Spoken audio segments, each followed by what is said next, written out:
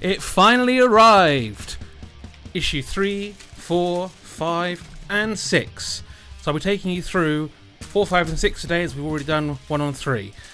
So instead of doing 1 a week, we're going to do a really quick roundup of all 3 of them. Then next week I'll be taking you through the exclusive Captain that came in issue 5.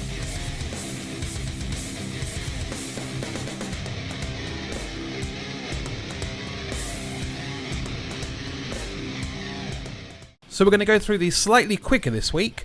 Issue number 4 here came with the 4 miniatures. That is Scorpex Destroyer Attack, they put it here. It doesn't need the extra wording, but that's their choice. Plus, you get some lead belcher paint. Very useful for a Necron army, and actually, truthfully, useful for many different armies. So not to waste your time, we're going to go through this very quickly. We have Scorpex Destroyers, details on these guys, including their hyperphase threshers, their limbs, and the sentient energy. So it's really nice models, and it's a great deal, and I believe there are still many stores out there. I know in the UK especially.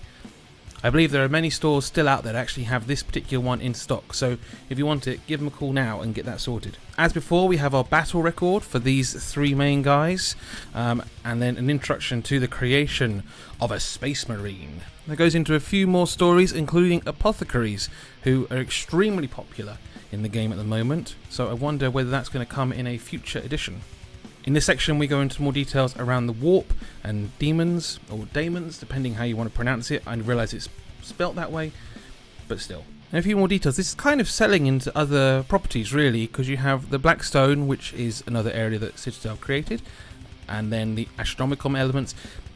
Partly this is going to be guiding you into other games that surround Warhammer. And finally, the build guide. It still lacks some elements. As I said, don't use these clippers, especially on these kind of models, not worth it. And also they are extremely tricky to put together. They may look simple at start, but actually because they're very small fiddly parts, you may find it a struggle, so just take care. This continues over. As I said, it's quite a lot of steps for these guys, so it's really worth taking your time, getting it right, and getting rid of those mold lines. And then we have it, the finished models, and including this little guy on a much smaller base, but they come with that as well. On to painting. From the Runelord Brass we had before, and obviously now we have Lead Belcher, they recommend painting that. I still would highly recommend spraying it first, getting some even Lead Belcher spray if you wanted for this, but actually a really good underspray for these guys is black. I tried white, Wraithbone, and that also worked really well, but just something to add as a base is worth your time. Seeing it here, they've now added the Lead Belcher, which is now possible to add to your other Necron miniatures, as they have continued on here with the Necron Warriors and Warden. Plus, the Lead Belcher is extremely useful for your Space Marines. It's quite a basic colour scheme they're using here, going Lead Belcher over the entire blade of the chainsword, but that's a personal preference and your choice. Finally, this one we have the battle of the Scorpex Destroyers versus the Assault Intercessors. Great little game here. They've included the data sheets. And after the playthroughs, as we said previously, move, shoot, we come to the end with the battle completed, and then the reveal of the next magazines that are coming that I have here. So number 5 is the Primaris Captain, and number 6 is your Primaris Aggressors with Abaddon Black. So issue number 5 is the big one that I was discussing previously that would have a lot of people buying them. That's because it comes with this exclusive Captain. Now, from what I found online, he's actually not legal to play in a normal game. That's basically because he has a power sword, but a plasma gun, plasma pistol, which isn't something that Captain in the current codex can take together. There are thoughts that it's based off a model from 8th edition. As a named character, his data sheet seems to suggest that he can take this sword and a plasma pistol. It might be something that is introduced into the main game in a future FAQ, or it's something that we need to prepare for, and if you want to run this Captain, then you need to select a different weapon for him. I'll show you next week how to do that, how to magnetize that gun, so you have choices for the future, and also painting him. So looking through this copy, we have our introduction to the Primaris Captain War Gear. As I said before, he has a plasma pistol, which isn't technically allowed in the game at the moment, and a mastercrafted power sword. If we look at the Primaris Captain in the Space Marine Codex, we can see here that if this model is not equipped with a master crafted power sword, which it is, its bolt pistol and master crafted auto rifle can be replaced with one of the following: a plasma pistol and a power fist. Here it says 1 heavy bolt pistol, 1 master crafted power sword and 1 relic shield. But the plasma pistol only comes with a power fist, not the sword. So at the moment, it can't be run. For even further strangeness, a plasma pistol is not actually currently listed in the weapon options here, even though it's stated down here you can have a plasma pistol and power fist. So something might be missing. This model from the Imperium Magazine might need to be FAQ'd in, or, as I said, we'll go through conversion options and how you can magnetize it to make sure that you can run him whatever the situation.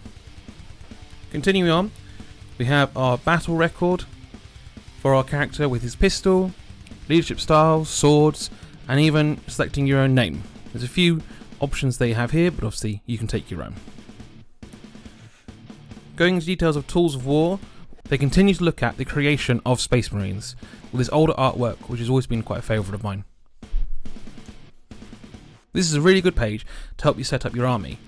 So, as one of my forces is Flesh Tearers, having melee options is incredibly useful. Often, I'll stick to the chainsword, the power axes, and some thunder hammers. Force stave I have on a chaplain, but power fists I generally don't run at the moment, same with power swords. But having these details about how these weapons work are a great introduction for people who've never played the game or are still learning about it. Here we go with some details on the War of Ramassus. This is based around the moon that's the largest planet in the Rasmus system.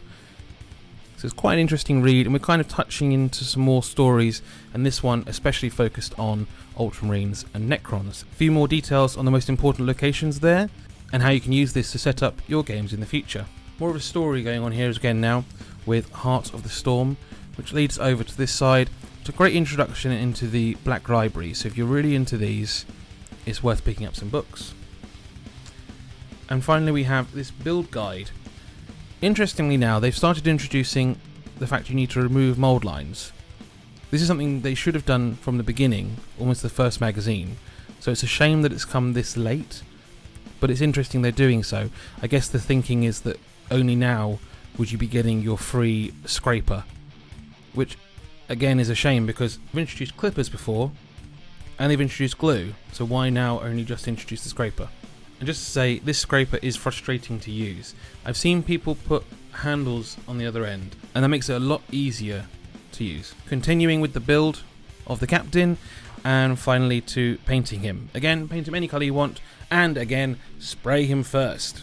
More lead belcher. Now we have some details of the battle ahead, with the captain versus our Necrons. And we're just going to have the Primaris versus the Scorpex destroyers. Could be a pretty tough battle for the captain, but an interesting one to play.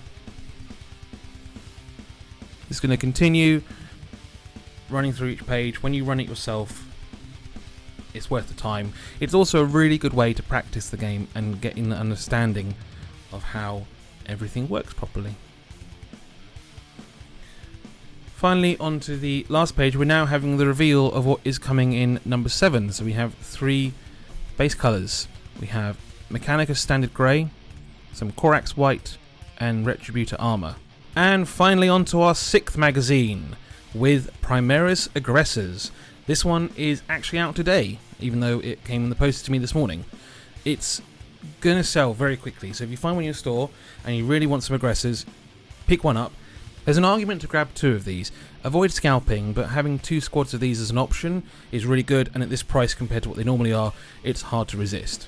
Plus with this one you get Abaddon Black Paint, which we use throughout many armies, not only Space Marines or Necrons, but whatever else you collect. So now we have an introduction to the Primaris Aggressors with their Gravis armour, their Flamestorm gauntlets, ancient relics, and great fire support offering that they have. As noted here, and you'll see on the sprue, these models will only come with the Flamestorm gauntlets that you can use on your models. They can be equipped with Boltstorm gauntlets, but not on this particular sprue set, as it's more of a basic form. If you wanted everything, they would encourage you to buy the full box. Another option though is, if you don't glue this down, you can get these as spare part from certain websites like Bits and Kits. So it's worth considering not actually gluing these final parts, but picking up those other bits, and then you can swap them out depending on what you want to do for your army. Again, with a battle record for these guys, with a brother sergeant, and discussing Necron nobles, more of an introduction into the Necron side of the armies, and a few more details on some of the HQ options that Necrons have, with the Pharaons, the Overlords and Lords, and the Royal Warden that we know so well from the first magazine. Now we're into the how to build sections for the aggressors. They go together quite easily. There's not a lot of room for you to make big changes, but as I said, you could swap out the gauntlets and have bolt guns instead. Finally, painting, gone for blue, adding the lead belcher, and now with the Abaddon black, adding that in for those elements too. That will also be featured on every other model, so we have our aggressors, our lieutenant, and our captain, so our whole army is really coming together. Finally, we have a battle for the Royal Warden and the Primaris aggressors. In this one, there will be the aggressors, the Warden, and Scorpex destroyers. So it's a nice big force to see how this one runs, and hopefully a little bit fairer than we had just on the captain from the last magazine. Taking you through all the stages, still very useful just to cover these again so you ensure you know how the game runs, plus how flamers will work, and the game's done.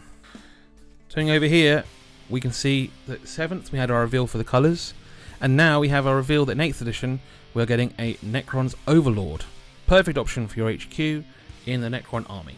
So thanks very much for being here, like and subscribe, and don't forget to check out my previous video where I'm giving away something from my shame pile. See you next time here on Mega Miniatures.